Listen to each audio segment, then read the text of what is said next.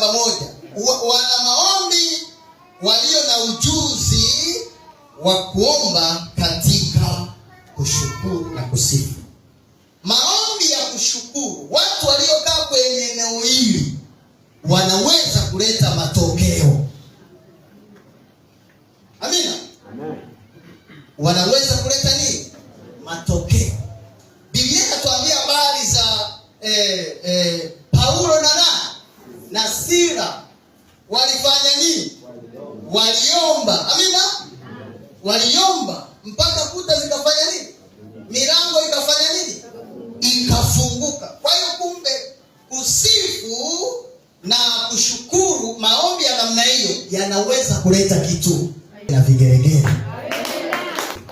Wako wadada hapa ambao hawajui kupiga kigeregere. Si wapi? Si wapi? Ndio. Samahani. Kigeregere. Sasa tunaona sasa.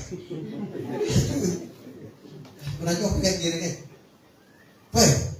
Okay. Mimi nakwambia ukiniangalia ndio nimekula kwako. Ukiinama imekula. Haleluya. Mimi napenda sana kwa mifano. Amen. Na napenda mtu anielewe kwa nini. Hebu tupigie kigeregere. Na kama hajui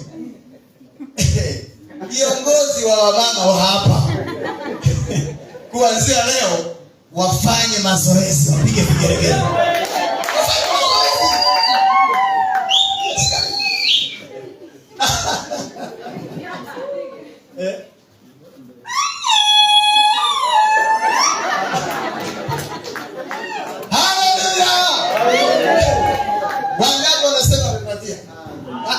Nasema wadada, sijasema wababa na wamama, nasema wadada. Wadada wanaosema dada mwenzetu anipatie mikono. Wadada sasa mlioka hapa nje hapa.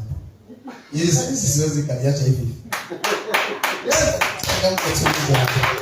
Hiki kitu ni ya muhimu sana. Sisi tunatafuta aina ya watu. Aina ya watu. Hata maisha. Amen. Na huko maisha.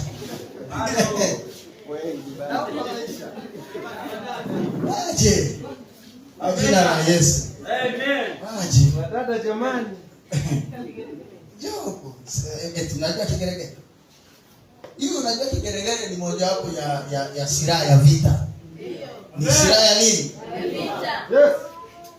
Wanaochunga ng'ombe kule hata asipokuwa na fiba. Ng'ombe wanafanya nini? Sijakona.